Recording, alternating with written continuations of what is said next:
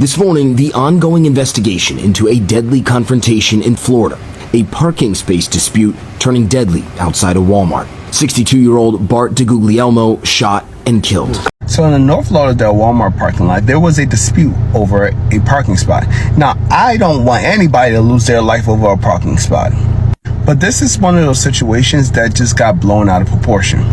So in the videos, you can see a 62-year-old white man approaching this black woman who is unidentified, and in an aggressive manner as she's backing away and saying, "Back away, leave me alone." She then fires a shot.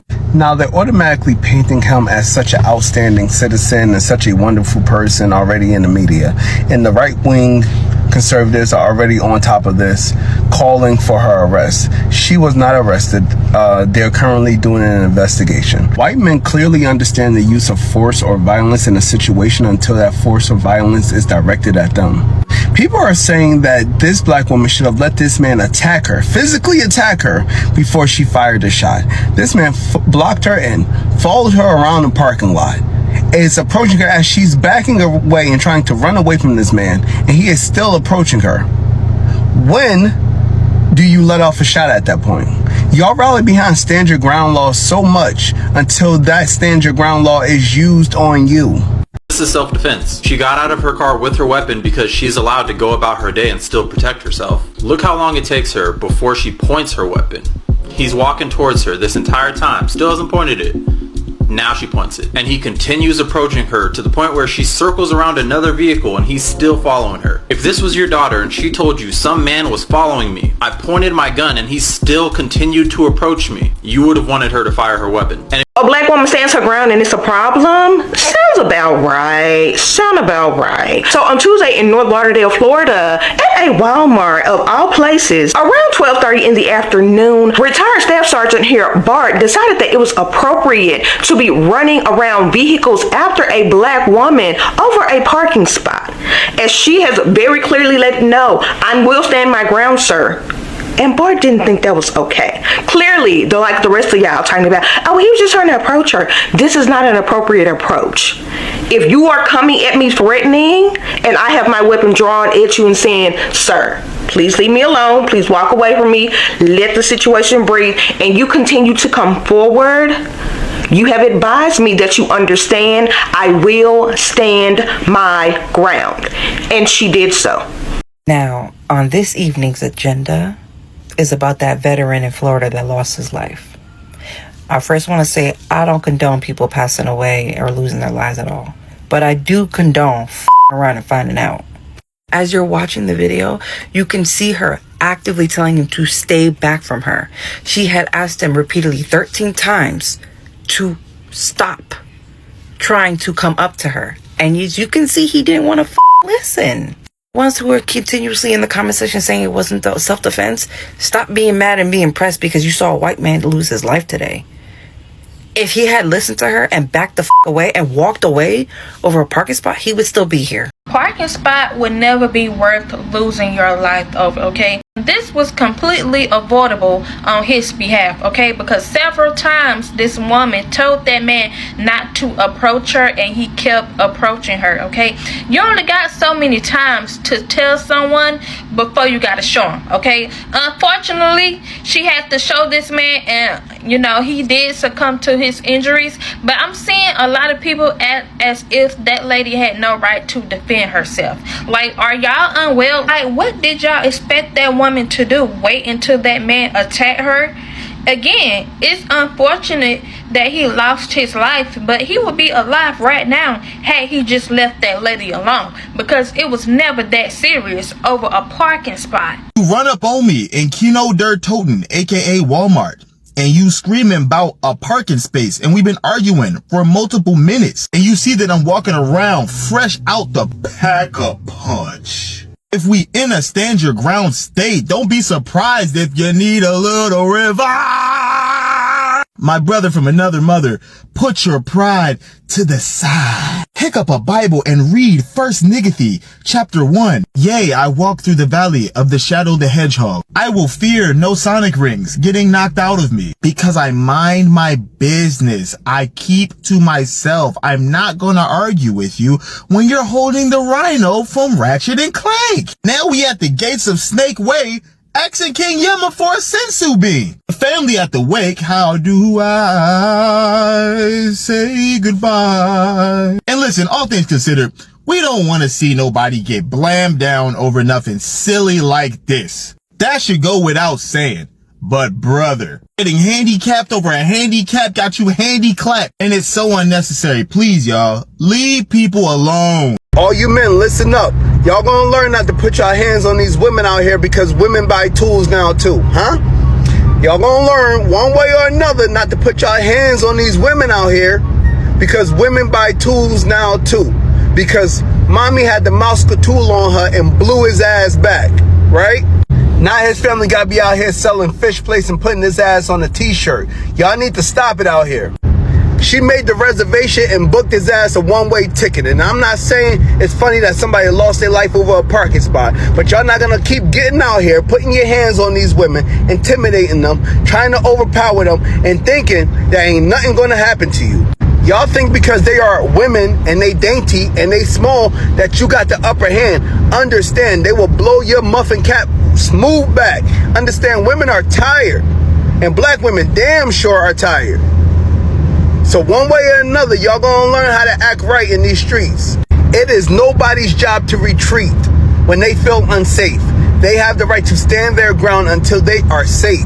And understand, they didn't stop making straps when they made yours because women got their own tool set now. Today, we're talking about something that a lot of people have been feeling but maybe haven't said out loud yet. In 2026, Black people are standing their ground, and honestly, it's about time. For a long time, there's been this unspoken rule that you're supposed to just take it. Take the disrespect, take the dismissiveness, take being talked over, talked down to, and talked about like we're not even in the room. Smile through it, stay professional, stay calm, don't make anybody uncomfortable. And look, there's a time and place for grace. We all know that, but grace isn't the same thing as letting people walk on you. And more, I'm seeing our people draw a clear line between the two. What does standing your ground actually look like? It's not about being loud for the sake of being loud. It's not about starting fights or being difficult just to prove a point. Standing your ground is quieter than that. And honestly, it's more powerful than that. It's the co-worker who finally says, that comment wasn't okay, and I need you to not say that again. It's the mother who walks into a school meeting and says, you will not speak about my child that way.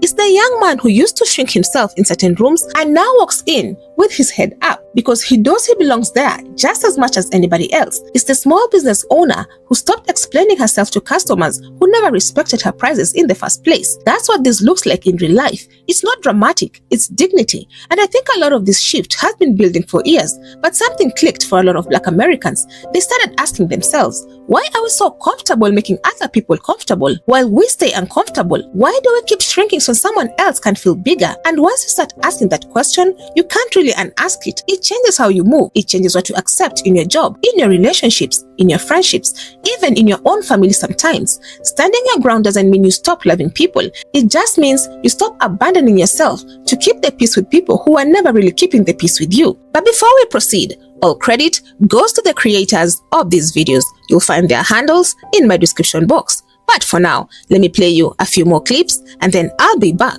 with more commentary. Why are we not calling out the hypocrisy of the American media that is painting this woman who defended herself against a would-be assailant as if she, is some type of criminal? Why are we not calling out the hypocrisy of the American media? Because the truth of the matter is, had this been the other way around, where this was been him against another guy, everybody been like, oh my God, he especially if he was protecting another person from a would-be assailant in a parking lot. But notice that when an American woman stands up for herself, stands up for her rights, she gets painted as if she is the big bad wolf, while we want to paint the would-be male assailant as some type of victim. Where is the American male outrage that claims that they will protect the women in their lives? Because I'm expressing my outrage. And how dare U.S. News and World Reports and all these other news outlets is portraying this woman anything other than she was defending herself. The video shows her walking away. The video, you clearly hear, don't approach, don't approach. You see the pew-pew in her hand, and yet he still chose to advance. Why are we not calling it what it is? A woman is not the play. Women are not target practice. Women are not punching bags. Women are grown-ass women who are handling business and doing what they need to do to take care of their families and themselves. Leave them alone. Roles were reversed and it was the white man that shot that black lady, the comment section would have looked real different. Oh, he has the right to bear arms. This is America. You have the right to defend yourself. This is America. If someone is coming towards you, you have the right to protect yourself. But why is that same energy not being applied when it came to her, though? This was a Navy veteran, which means he knew better. He was walking towards her and tried to intimidate her over a parking spot. You can visibly hear her multiple times in the video telling him to back up and to leave her alone. Throughout the entire video, she's actively moving away from him with her face toward him and her back towards the direction. And in the video, you can see her trying to de-escalate and defuse the situation, which she shouldn't have had to do because he should have left her alone the first time she said something. And boom, he lost his life over a parking spot. This is why I tell people to stop messing with people, stop bothering people. You don't know what people are going through and you don't know what type of headspace they are in. No sympathy for this dude, because if he just would have left that black woman alone, he'd still be alive. And people are going to be like, oh, he has a family. What about his family? He didn't care about his family. He didn't care about his life. Because if he did, he wouldn't have walked up on somebody with the weapon pointed at him.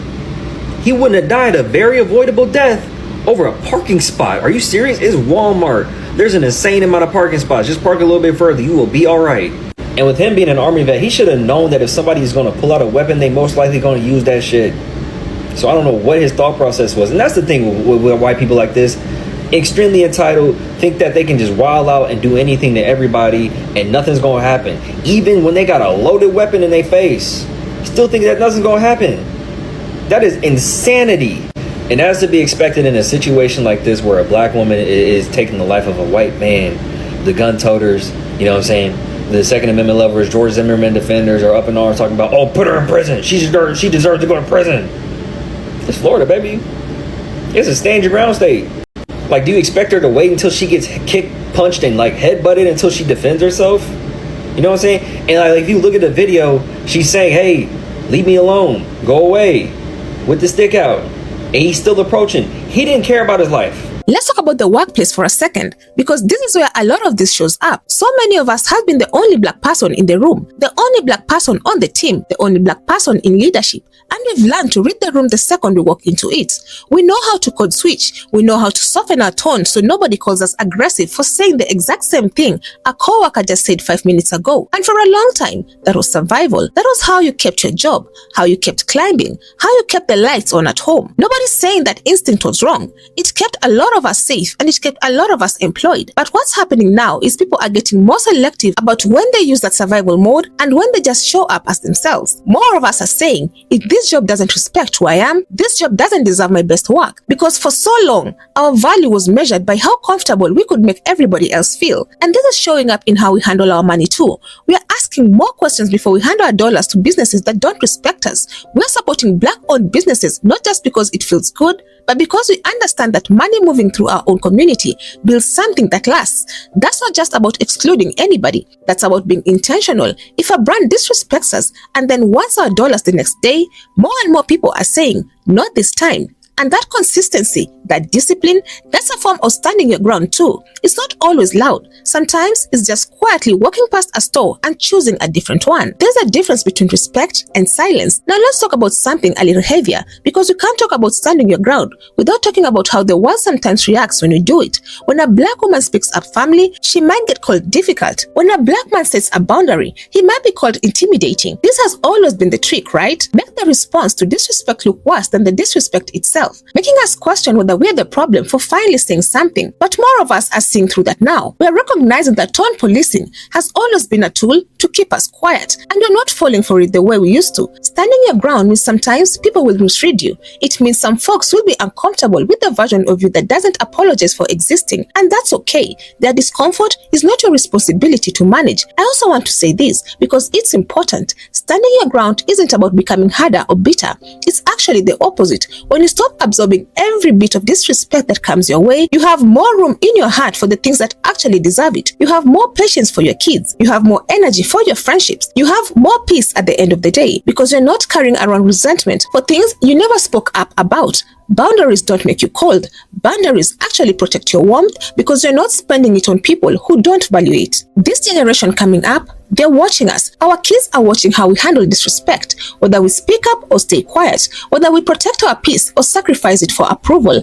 Every time an elder in our community stands their ground with grace and firmness, that's a lesson being passed down without saying a single word about it. That's legacy. That's how the next generation grows up already knowing their worth instead of having to discover it the hard way, like a lot of us did. So here's what I want you to take from this video. You don't have to be aggressive to be firm. You don't have to be mean to have standards. You don't have to explain yourself to everybody who questions your boundaries. You just have to be consistent. Say what you mean what you say, and stop apologizing for taking up space that has always been yours. And stop apologizing for taking up space that was always yours to begin with. 2026 is showing us a version of our community that is tired of shrinking, tired of explaining, tired of proving. And honestly, that shift is beautiful to watch. The disrespect stops here, not because we're angry, but because we finally understand our own worth. Florida is a stand your ground state, and under that law, prosecutors have to determine whether she reasonably believed she was facing imminent death or great bodily harm,